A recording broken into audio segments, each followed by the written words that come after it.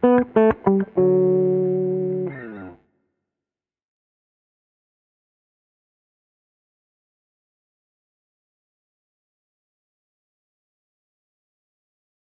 so I'm going to be the host for today. We're going to hopefully have a really nice conversation between ourselves, and then I will hand them over to you for the grilling. So I'm just going to very briefly introduce the panel. So Vanessa Onwuemezi, many of you will have been in the brilliant talk that she just did. I just said to her, although I've been looking forward to the panel, I really wanted to just go upstairs to the office and start writing after that talk. It was just fantastic. So Vanessa is the winner of the White Review Short Story Prize 2019, and her work has appeared in literary and art magazines, including Granta, Frieze and Prototype. She has a BA in Biological Sciences, an MSc in Cognitive and Evolutionary Anthropology, and completed an MA in Creative Writing at Birkbeck. Her debut short story collection, Dark Neighbourhood, was published by Fitzcarraldo Editions in 2021, was named as one of The Guardian's best books of 2021, shortlisted for both the Republic of Consciousness Prize and the Edge Hill Prize in 2022. And one of the stories from the collection, Green Afternoon, was also recently shortlisted for the BBC National Short Story Award. Welcome to Julie Gourinchas. Hi. Works across the Bell Lomax Morton Agents' various lists and provides editorial and administrative support where needed. Prior to her time there, she was managing editor for Cornerstone's literary consultancy and later transferred into freelance editorial work. I love this list of things that you like. So she's particularly interested, I think this is about books, anything gritty, toothy and dark, with a weakness for lush lyrical prose and intricate world building. Her preferred genres include literary fiction, historical fiction, psychological thrillers, speculative horror, fantasy and anything gothic, particularly from authors underrepresented in the industry. Her favourite books include All the Light We Cannot See by Anthony Dewar, Do Not Say We Have Nothing by Madeleine Thien, and Philip Pullman's His Dark Materials series. Welcome, Julie. And lastly, Genevieve Pegg joined Harper North, the Manchester-based imprint of HarperCollins, at its foundation in 2020. Previously, she worked at Penguin, Orion, and with indie authors and publishers. In her reading and her acquiring, she is always in search of page-turners, from book club stories to historical fiction, from memoir to crime thrillers. At Harper North, she publishes fiction and non-fiction from across the North for national and international audiences. So welcome to all of you. You've all made it through our train systems, which is my bar is set very low this morning, so that's a win for me. So and thank you to Comma Press for bringing these fantastic women together. So I thought we'd just kind of start with a question for Julie and Genevieve, because Vanessa's been working hard for 45 minutes and hasn't had much time to catch her breath. So we'll kind of dive straight in there and ask, we've had that list, that kind of broad list, but what kind of things would you recommend writers consider when approaching agents? So they've kind of pinned down they're writing in the right genre that you're looking for, but what exactly are you looking for from writers? So first chapter, synopsis, cover letters.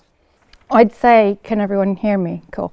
Probably one of the things that we always look for in a query is that you're adhering obviously to the agency's guidelines, which you'd be surprised how many authors sometimes do not. So, you know, if an agency is saying 30 pages, please don't send 50, things like that. But we always look for a great sense of self and personality. A query letter is a really great way to get across who you are and what you're trying to do with your work. And it's also a great way for us to see how you're envisioning positioning your work in the broader literary space. So have you considered what your audience might be? Have you considered your comps? Have you considered what sort of literary tradition you're writing in? So all of these sorts of things really help us and inform us with how we might consider your work and how we might, therefore, you know, if we decide to take you on, pitch you to potential publishers. And thanks to everyone for coming today. It's really exciting for me because generally I firstly meet writers as sort of pixels and ink, and it's really exciting to like see everyone in the flesh, because that, I suppose, for me is how I tend to meet words. I meet them on a page, and trying to, as Julie said, get that sense of personality is amazing, and people who bring their whole self to their writing is always really special. At Harper North, we're quite lucky that we tend to find our writers in about 3 ways. We have brilliant relationships with agents, so those are agents who know what the kind of things we're looking for. We might be meeting them regularly and say, do you know what, we really need this, have you got a writer doing this? And that's great because they can really say, got something special coming up for you, and sort of show us something that's about to arrive. We also have an open submissions channel, and that means we're getting things in a more raw state often because they might not have been necessarily through the expertise of an agency. And then probably we also have a tranche of authors that we go out and approach directly, which is often a lot of the time when we're not seeing something in our inboxes. We have to think, why aren't we seeing that? Why aren't we working hard enough to find those voices, those lives, those stories? So we're sometimes the irritating people who pop up in people's inbox saying, you know, this, I think it could be a book. And then people are either look horrified or delighted, and we tend to go from there. But really, it's for me, I think it's very easy for us to be book focused, and people talk about the books they love.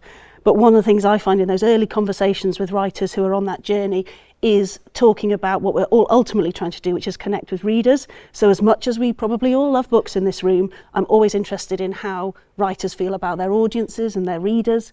It's obviously not something that you can necessarily control. So I always think, you know, a book almost has sort of 3 lives. It has the life of the author and the voice of the author, and then it's not even completed by the reader reading it. It also falls into the society and the context within you read it. So it's almost being relaxed into that environment. But if you can work out who you are and the readers you want to connect with and why you're writing, then that's a brilliant step for us as publishers. Obviously, we then put things in things like genre boxes and retail terminology and things, but we're really not looking for that at the first stage.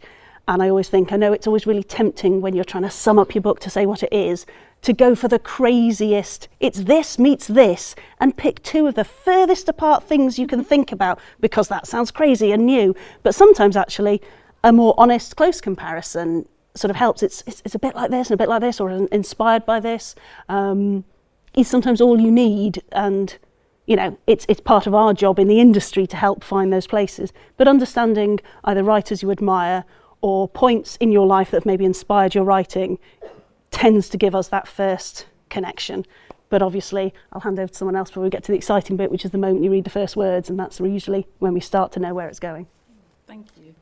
I'm absolutely fascinated by that answer, that about kind of getting your personality into those first letters and how important that is, because it kind of fits really well with what you were talking about in your talk as well. But also, I had in my head that you should be really professional and formal and keep it all kind of under control. And I love that idea of letting the personality through. And I was wondering, Vanessa, if you could speak a little about, did you let your personality through in the cover letters, or did you kind of keep it very, very formal?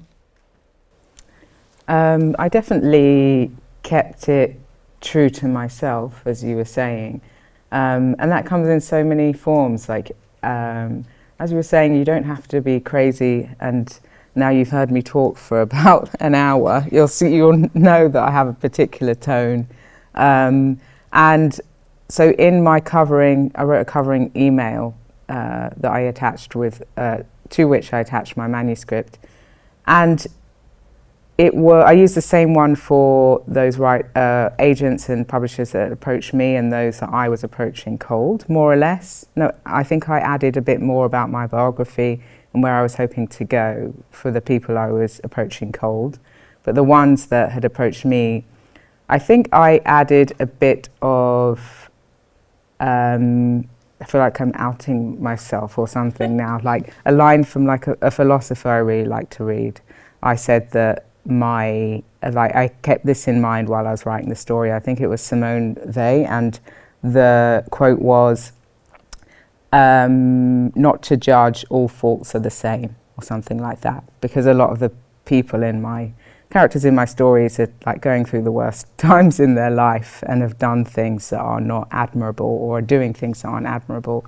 But that was kind of what I led with, I think. So yeah, I didn't actually talk that much about where, like the market side of thing. I didn't really think about where the book would sit, but I did perhaps talk about what inspired me, poetry. Oh, actually one thing I did, in the talk I spoke about reading a lot, and I recorded myself reading some of the, two of the stories and attached the recording with the email, because by that point the penny had dropped that like the oral quality of the stories was important. So I thought the agent will better understand where I'm coming from if they hear me reading the story. So yeah, I attached recordings. It feels like the submission process becomes part of your creative process. Yeah. Yeah, I love that. So, yeah, not keeping the two worlds separate, but bringing that creative part into that submission. I love that idea of recording. Yeah, thank you. So, Julie and Jen, what is it about pitches you get from agents that grab you, or from writers that grab you? So you've talked a little bit about the personality. Do you look at authors' biographies? Is that important to have that at the bottom of the letter? Email. I keep saying letter as if we're in 1950 or something. I mean email. Yeah, definitely. A biography is always a consideration for us at the agency, but I would say it's not the only consideration, obviously. So whenever an author has, won a prize or been published in a short story compilation or something like that, that is always great for us to know, because it shows us that you've been engaging with the writing community and all of that. But it's also absolutely not a deterrent if that's not been the case for you.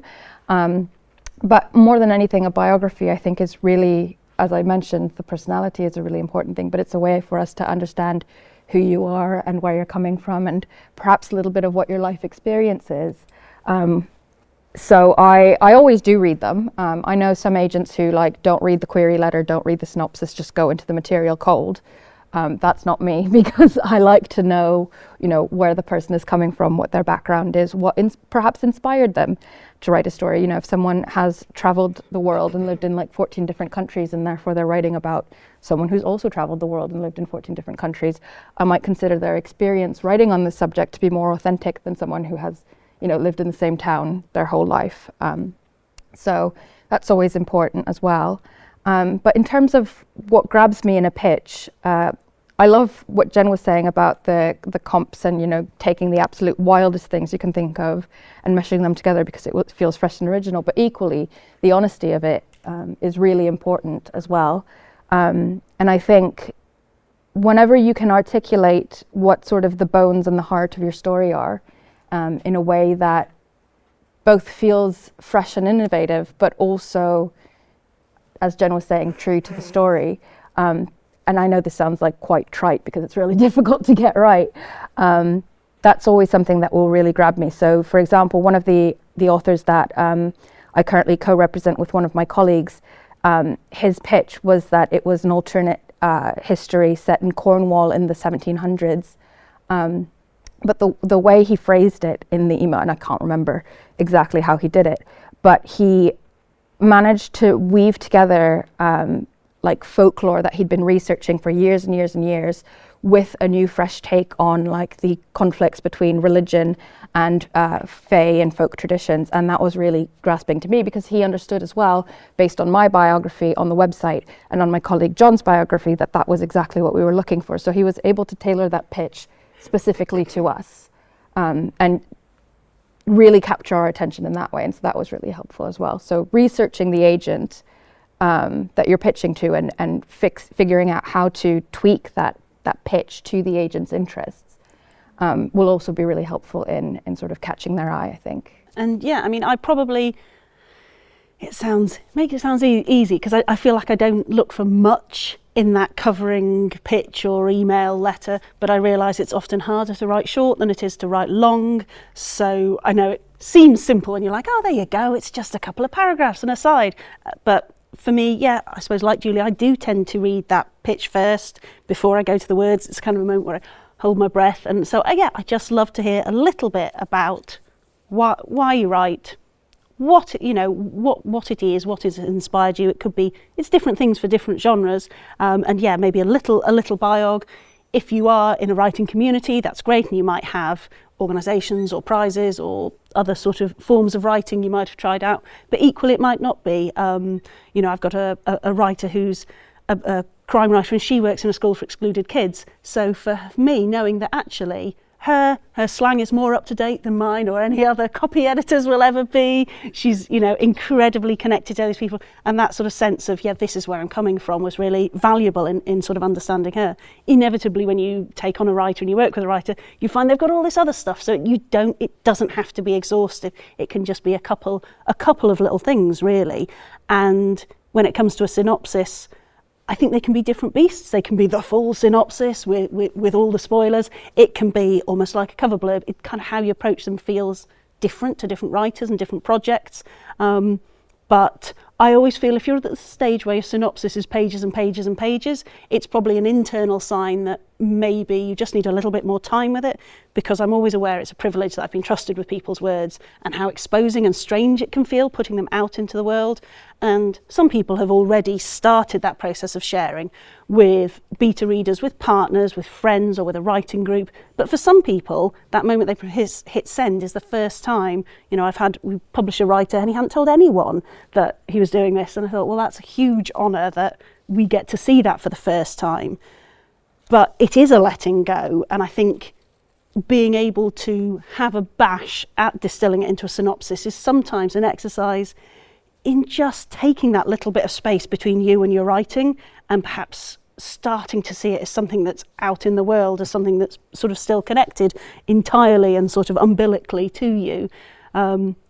But again, I feel sometimes someone can say, oh, I spent the last 9 months crafting this synopsis, and I say, don't worry that much. Just, it's almost the exercise of doing it that puts you in that place. And inevitably, we're gonna tinker around with it. We're gonna let our marketing people look at the blurb. We're gonna let our salespeople look at the blurb. We're gonna have so many eyes on it, and it'll turn into something entirely different, probably in blurb or synopsis. But it's a moment of starting to feel like, instead of you just looking at the story, you're thinking how it's going to look out into the world. And it's just always really intriguing. And sometimes I read a submission and it's miles away from that synopsis, but by that point it doesn't matter because I'm into the project. So yeah, it still feels lovely every time I was going to say open the letter, click open on the email.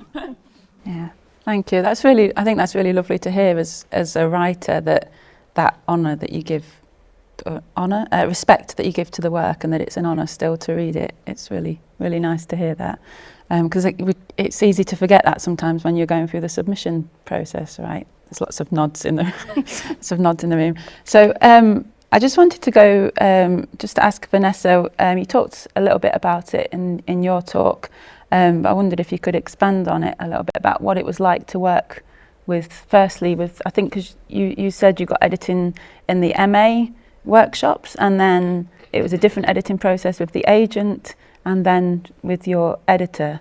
So that's pretty full on. But could you talk a little bit more about that? Was it enjoyable? The frustrations? The collection Dark Neighbourhood, I didn't write on the MA, so I didn't have to edit it there. But what I didn't say was that from the MA, while I was talking about supporters, I now have 4 friends, and we meet every week. We try to, as a little writers group, and we replicate what we did on the MA. So we'll send work, whoever has work will send work, and we'll feed back on it. And because now, I did my MA around about 6 years ago, and we've been doing that ever since. So that process feels very easy. I trust them so much with my work that it's a fun process. I think I've just learned to kind of love or crave criticism of the work, because I know it's going to make it better, especially when it comes from someone you trust. I think because I have those people I trust so much, actually what I did find difficult was sharing work with an agent, because I didn't know him. So although I did like him, and I wouldn't have signed with him if I didn't, and I liked his list, there's still a bit of trepidation. We were coming out of the pandemic also, so we didn't actually meet in person for a while. And actually I found that a little bit difficult. For some reason I really wanted to look him in the eye before I sent him my work. But, and actually because I did maybe what I wasn't supposed to do and sent my manuscript to Fitzcarraldo at the same time. So I signed with my agent.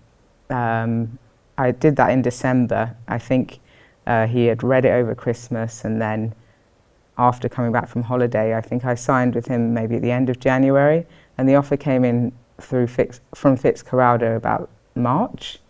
So by that point, he'd only just sent me his notes. And when the offer came in, he was like, oh, well, you can take it or leave it, what I've said, because I guess the idea is to get the manuscript ready for publishers. And because we decided to go with Fitzcarraldo, after he advised me, kind of what I spoke about before, about being with a publisher that really has the right readership for your work and everything like that, I did take on board a lot of his edits anyway, because I found them really useful. And having had a break from my own work for those few months, when I read it back, actually I had loads of things that I wanted to change as well.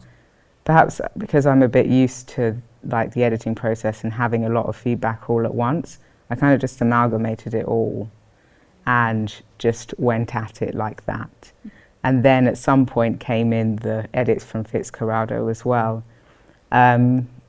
It was very useful having my agent on the end of the phone. I could call him. He made himself really available, and I'd just call him and say, what did you mean by that? And he'd talk me through kind of what he was thinking.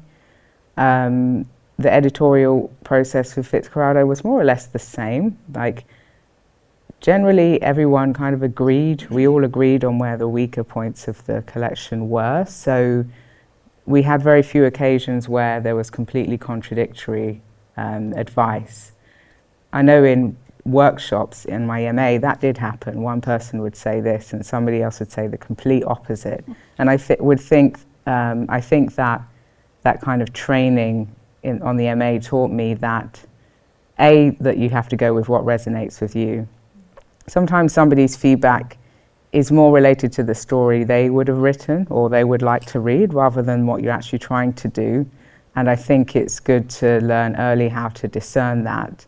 So, and also it's kind of a red flag if you have a meeting with an agent and they're trying to get you to write a different book.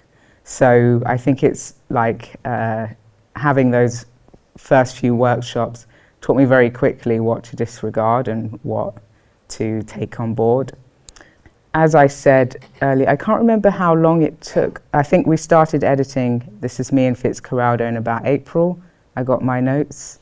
And by July, we finished the proofreading. So I spent a lot of time. I think it was still a bit of a process for me to kind of let go of control of my work because I hadn't ever had so many people's input. I was still wanted to do everything myself, so I was kind of proofing it myself as well. I think next time around I would just leave it to the proofreader because it was a lot of work for me, and I was maybe on the verge of stressing myself out a little bit when it all turned out to be fine. I was just really afraid of finding a typo for some reason, like a year later. And when actually it doesn't really matter. I haven't found any, yes, but it doesn't matter. Someone will come up to you now. I know, don't tell me, don't tell me. But the editorial process just involved a back and forth, mostly through Google Docs. She wrote all of her comments, and actually it's good to kind of have in mind what you're comfortable with, like how you know, I guess it's why I mentioned how you like to work. Like, I don't really like to talk. I find it quite hard to take in information that's spoken to me. So I don't want to have loads of conversations. What I much prefer is her to go through the document and use track changes and comments to write all the notes. So I have the opportunity to take it in, and then maybe we can have a conversation. But her talking to me about what she thinks, she didn't try to do this actually. I think we were quite aligned in the way we work. But I think it's also good to know what you prefer. You might be the opposite to me. And I think setting out your kind of editorial parameters at the beginning is a really good way to give your editorial working relationship a good start. So we had a back and forth like that, and so any disagreements we had some disagreements over certain passages, and I would just say, so I've changed it to this is as far as I'm willing to go with that. And perhaps she had some more questions for me, but most of the time we just stuck to notes. We didn't actually chat on the phone that much. Yeah, and that's it really. The proofing was all done via Google Docs, the typesetting as well. And yeah, it was like a fairly healthy relationship. You'll have some things you disagree over, and a disagreement is not a problem at all. And again, if somebody makes it a problem or personal, then maybe that's a bit of a red flag as well. Yeah, is there anything I've missed? I can't think. I love that that idea of leaning into your own process, that your process is that you like comments that are on the screen so that you can think about it, and rather than feeling bad about that, thinking, no, that's my way of working. I think, yeah, that's great. I was laughing as well when you were talking, because as primarily a poet, I remember spending in my last collection a whole day crying because my editor had told me to take a full stop out of a poem. And now I've started writing creative non-fiction and getting like a different editor with hundreds of like track changes, and realising, oh my gosh, I'm such a drama queen as a poet. Like I need to get over myself. Fiction writers are hardcore, like doing all of it. So anyway, yeah, that's why I was giggling when you were to myself while you were writing. Is there anything you both would like to add around the process of editing? And Don't get us started. I really like what you said, Vanessa, about the author always needing to respond and sort of any changes that an editor will propose, whether that's an editor in-house, a freelance editor, a beta reader, an agent. Any changes that you make as a result of those edits need to be felt authentically by you as the writer, because if they're not, that will come across in the manuscript that you're changing it essentially for this feedback rather than for anything to do with the authentic story you're trying to tell. So one of the things I always try to tell my authors is, you know, every kind of feedback and editorial notes that I give you are completely optional. It's whatever you feel is still best for the story. I can give you my perspective as a reader and as the person who wants to represent this and as the person who is editing it, but ultimately the choice rests with you. And then similarly to that, I also think it's really important for an author to understand the way in which they work the best editorially. So some of our authors, for example, work really, really well with just like an editorial letter. And so what I would do in that case is I would read the manuscript, write a like 12 to 15 page letter being like, this is covering characters, this is covering pacing, this is covering tension, plot, structure, whatever. And then they would go through that and make changes to the manuscript accordingly. Other authors will be like, I actually just really want a line edit because that's what I respond to best. And still other authors will be like, I want you to like essentially mentor me through the process, which means having regular phone calls, going through it chapter by chapter while we go essentially together. And I think understanding the way in which you work and the way, the editorial methods that you respond to the best is really helpful and will really help your agent or your editor know how to respond to you and be essentially your best champion. And I also wanted to sort of, with that in mind, harken back a little bit to the query letter and realize that something that I think a lot of authors don't necessarily put into the query letter, but that I always find really helpful, is for you to detail what kind of relationship you would like the agent and the author to have. This is something that I really rarely ever see in a letter, and I think it's possibly the most important thing that an author can share, because, you know, do you want an agent who is essentially like, do you want a more friendly mentoring back and forth relationship? Do you want a hands-off approach? Do you want an agent who is very editorial? Do you want an agent who is not? Do you want an agent who's a shark? Do you want an agent who's not? You know, tell us essentially who you want us to be for you. Are you approaching this agency because you like the sort of tiny boutique element of it, and therefore that means you might get more attention? Or are you, you know, approaching a larger agency because you like the more corporate environment and potentially more international reach? You know, there's but many different factors that go into why you're choosing an agent, but relationship between author and agent is the key point of that. And so for us to know why you're approaching us in that particular way is really, really helpful as well. Yeah, I think that's certainly true, certainly for us in terms of how we work with agents, because we love that diversity in the agenting community, that we tend to know, right, if I'm getting a manuscript from this agent, they're a really hands-on editorial agent, so this will be something that's had that sort of craft and those sort of eyes on it.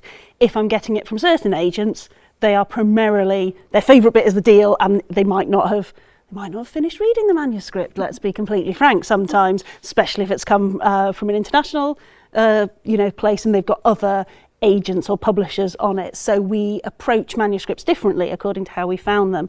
And I think if it's come either through one of those channels or come directly to us, and usually when we get unagented submissions, if we take that through to acquiring it and buying it, we'll usually then try and say, and if you like, would you like an agent? Here's a selection that we think might suit this genre and book. So we always like to give authors a chance of sort of saying, well, I'd like an agent, but I'm not sure when. And I know I recently acquired an author, and they said, oh, but it says on their website that it's going to be 12 weeks to get back. And I thought, but because we've offered you a deal, I'm sure an agent will be happy to look at it so you can feel you've got someone else independent in your corner, so they feel they're not just having to take our word for it, which is really important often.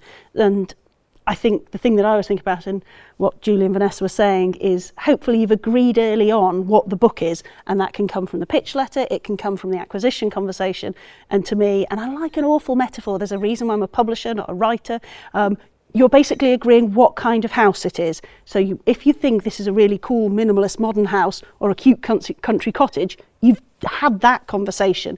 Then your edit is basically, your structural edit is effectively either moving the furniture around or building the extension, and that can be the bulky stuff. So normally you won't do the line edit, which I equate to decorating the house, until you've sorted out where your rooms and your furniture are going.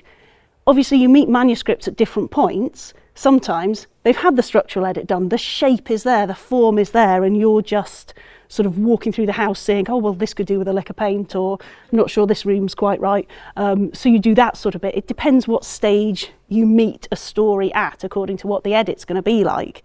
But equally, we're always doing that thing, thinking of, the writer is the architect and the builder, and it's bloody hard work, I know that. But ultimately, you're building a house for a reader to live in, a story for someone else to occupy. So that's when you start to get that little bit of objectivity and think, how might someone else come across this story? And then how we do that edit, I think as Vanessa was saying, it's just, I love it if someone tells me, I think I like working like this, and we can evolve as we go along. I've got authors who, it's quite a sense of, here are the notes, come back to me with queries, have your space. Other, ones that I tend to think of as kind of discursive edit, or there's the sort of question edit. What were you trying to do here? I couldn't quite follow this. What was your intention here? This is how it struck me. So you do a sort of questioning edit. Other authors often like a sort of suggested answers edit. It's like, well, we could do X, Y, or Z here, or maybe if you tried this, that, and the other, this might work. And you sort of have a grab bag. And again, it's always in the spirit of discussion. You don't tend to sort of get beyond that point, but sometimes you do a sort of storyboarding edit. We'll sit down, we're around a table, we've got 86,000 post-it notes, and we're trying to capture ideas. But the more we sort of work out what works, and that can sometimes change book on book according to what kind of project a writer's working on, I find the more fruitful the editorial relationship is. But it's developing as well. It changes. Like, you can't read the same book twice, you can't write the same book twice, and you can't edit in the same way twice. I've got an author at the moment who really, really likes to work, and it's the first time I've done it. She works via voice note, and it is very new for me, but we're having a different kind of edit. But that's how she captures things. And because you're not getting the same book, you're probably not going to get the same edit. There are ways that I think are useful processes for whichever kind of edit you like to make sure you do capture those ideas. But I would say you're the writer and you can say, here's how I found rewarding or useful creative relationships in the past. And also being honest, like saying, I'm working 3 jobs, can we just do it at this stage, this stage, this stage? Or, I really need some face-to-face stuff, or I don't like face-to-face stuff. And if you feel comfortable, you can always share stuff. You know, I like it when writers say, I'm a neurodiverse writer, this is how I find is a useful way for me to engage with feedback. Or, you know, I'm really anxious about this. Or I've got journos who are like, I don't need any of the lovey stuff, just tell me the bits you hate, I want to fix it really quickly. So if people tell me how they like to work, I kind of really like building the edit around the writer to hopefully get the best book. Brilliant, thank you. I love that, the people who don't want any lovey-dovey stuff. I'm just taking the time to make sure we've got enough time for audience questions. I think if anyone's got any questions, this will be a good time to go to the audience. And I'll repeat the question after you say it so that everyone hears it. I'm just wondering, how important is it to have recently published comps? Speaking for myself, my book is sort of a cross between, well, it takes elements of The Secret History and Rebecca. Both are ancient. So I've been to Hatchett's and I've been to Daunt, and I've had lots of recommendations for style, everything under Once Upon a River, that sort of thing. And they never quite hit the mark in the way that those two books do.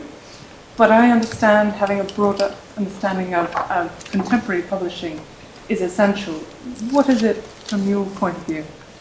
Yeah. So the question was about how relevant recently published comps are to a submission, and the examples cited were The Secret History by Donna Tartt and Rebecca by Daphne du Maurier. I think you're kind of in an interesting position because The Secret History at the moment is actually having a massive revival on TikTok. So I think that's not a bad comp to have at the moment. That being said, you know, I think a comp should first and foremost harken to the style and the themes and elements in a work. I'm not really the kind of person to judge if a comp is too ancient or anything like that. However, I think a good tactic is to be like, is to take perhaps the older comps that you feel hit at the heart of the story, and then also relate to more recent ones as well. So perhaps like Rebecca meets The Secret History in the style of Catherine Arden or something like that. It's just literally off the top of my head. You know, something that shows that you are aware of the current publishing landscape, or something that you could even say something, you know, a common line that comes up in query letters is, I could see this sitting on the bookshelf next to, and that's where you would cite something that's perhaps more recent, like Catherine House might be a good one. It's kind of dark academia-y. Yeah. So in answer to your question, for me, more ancient comps aren't a bad thing, but do try and understand the landscape in which you're writing, and you know, what you've done, going to booksellers to ask for more recent stuff, is always a really good thing to do. And you can also mention that in your query letters, like, I have gone, so that at least we know that you're looking.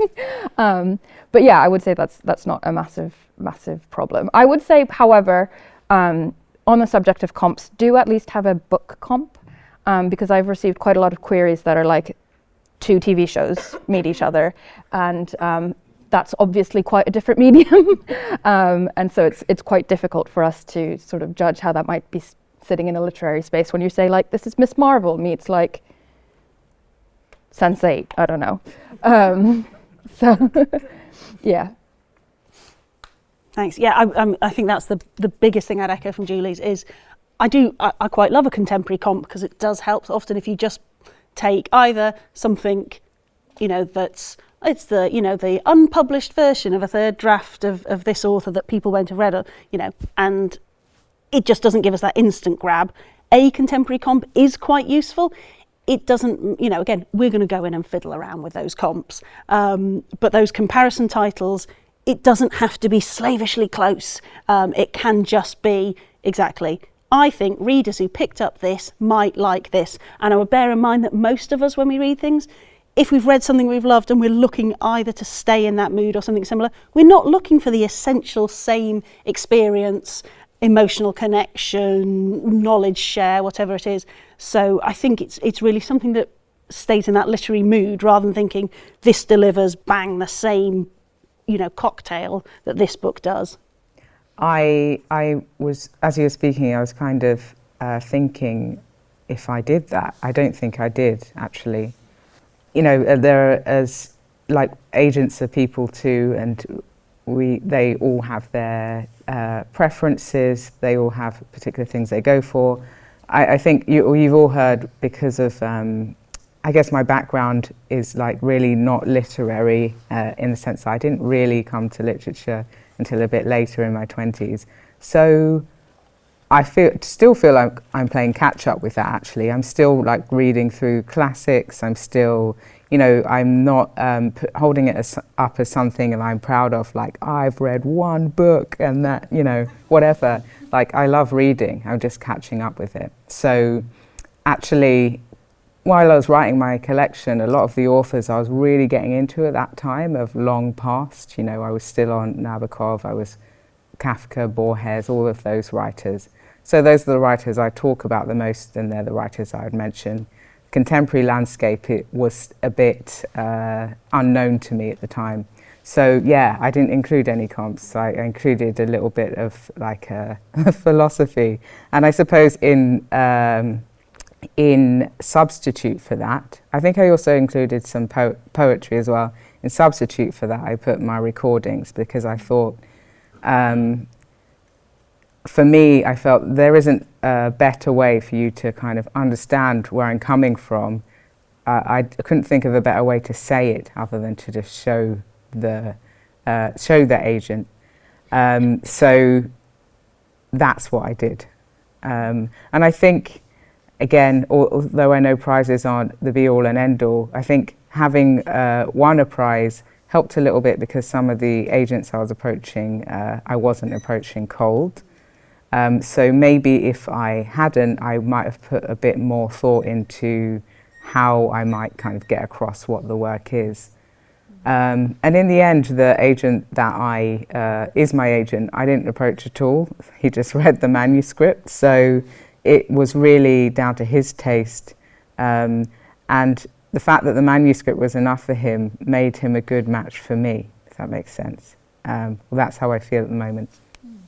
I think it's good that there's lots of different journeys into it as well, and there's lots of different routes in. Yeah. Is there any other questions?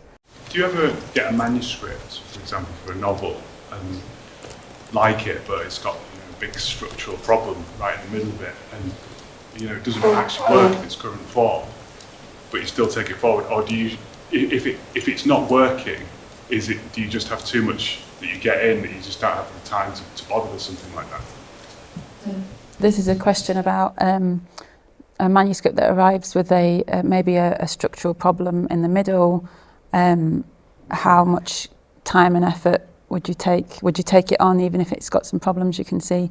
I guess it's maybe broadly more about when do you send as well, like when is the right time? If you're going to do a lot of editing, when is the right time to send those manuscripts? That's a really good question. I think, as Kim mentioned, it would probably depend on the size of the edit. One thing that agents sometimes will provide is a revise and resubmit option, which is some sort of editorial notes on the manuscript with the intent for the author to go back, edit the manuscript and resubmit it, but it is not a guarantee of representation after the edits are made.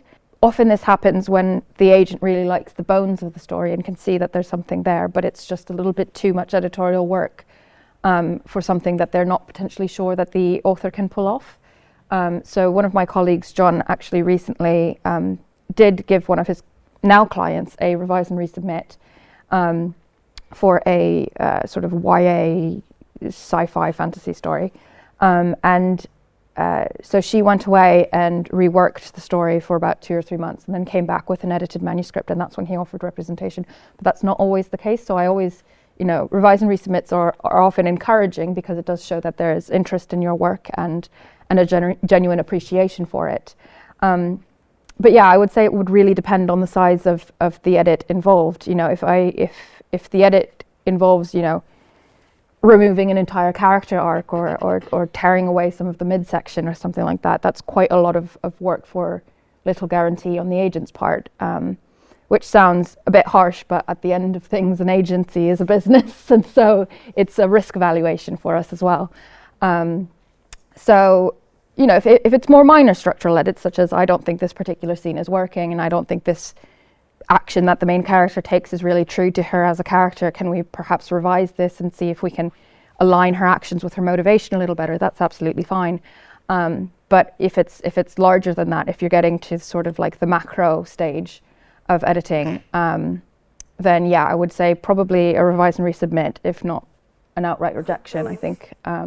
But that again is going to depend vastly on every agent, because you're never going to get two people who edit the same way. So what might be an sort of massive structural problem for one editor or one agent may not be the case for another, which is just goes to show how subjective and varied this business is, really. Yeah, I'll try to be quick because I know we're tight on time now, I think. But yeah, I think it partly depends how much you love the voice, because sometimes there's a manuscript that comes through and you just love that voice so much you think, I just need to be with this voice and I can't risk the chance of it going anywhere else. And you have a conversation, you're like, I think this needs work, and if we agree and we think we're seeing the same book and the same story and the same audience, let's go on this journey. And sometimes those ones are just magical. Other times you think, I like this, but what do we do about this bit? If it's big and controversial, you will tend to go back to the author or the author and the agent and say, like, I'm trying to think of an example. Maybe it's a dual narrative novel and you're like, this is great, but only one of these timelines is the book. And you have to be really honest about that and say, look, you might agree with me, you might not, but if it was me, this is what I feel is the book. And that's a big, big thing. So you would want to just go away and give the author the freedom to think about that. Sometimes big things are actually small fixes and they can be easier. Other times it's pulling that loose thread and you're like, oh, let's see where this is going to go. So yeah, I think it's very much, you try and be as honest as you possibly can at that stage of first reading, saying, I love this about it, but I've got this question mark. How do you feel? And sometimes you find you're touching a nerve. The author's already said, yeah, I wasn't sure that was working. I've already got the idea I might do this. And other times they say, no, that's the heart and soul of my book. I don't think we're thinking about the same story. And you're like, fine, and you respect that, and you know, sort of hope they're going to find the right next step on their journey. But yeah, as always, there's never a kind of hard and fast rule. It's kind of how you connect with the text. Thank you. That's great answer. I'm thinking about your talk earlier when you talked about resonances, editorial suggestions, and whether they resonate with you or not, and having to listen to that in a voice at some point. I remember being told by Daljit Nagra that this poem that I'd read out, he said, it's great, but it needs to just, how is it set out? And it was in a long column. And he said, it needs to be fragmented across the page. I was like, no, it doesn't. And it took me 8 years to do what he said and realise actually he was right. And then it became the first poem in my book and won a prize. And yeah, it only took me 8 years to get over it. But yeah, I should write to him and say thank you, really. We've got time for one more question.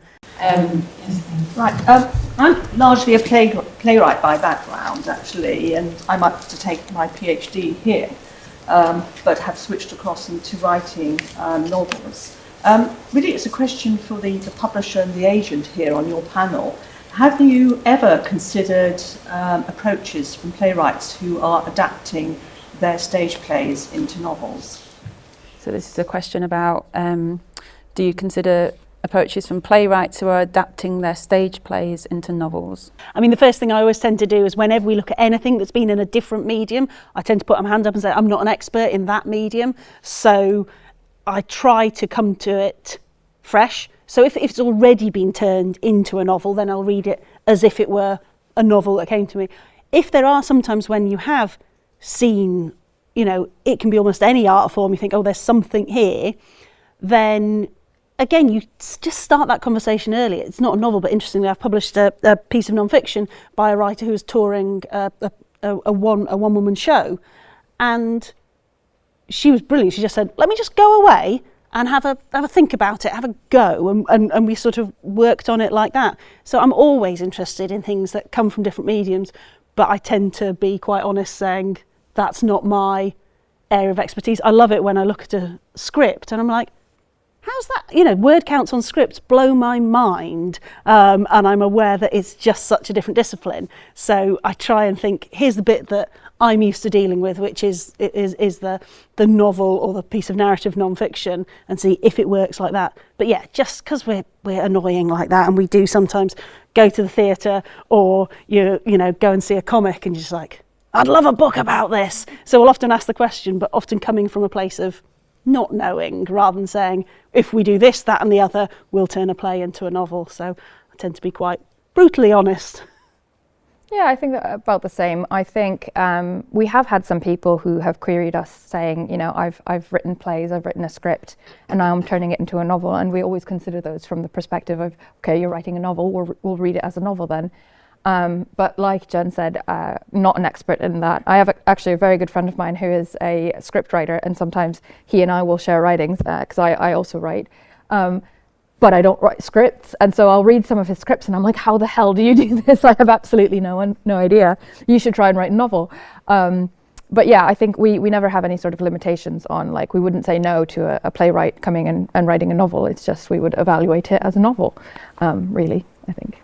And I would say that usually I find playwrights and screenwriters, of course, they nail dialogue, and it's like, here you go, you've absolutely knocked that out of the park straight away. But we usually have conversations about internality and externalities. It's a whole different thing about where are the thoughts and the emotion and the knowledge transfer happening. But it's always exciting when you get that alchemy of moving something around.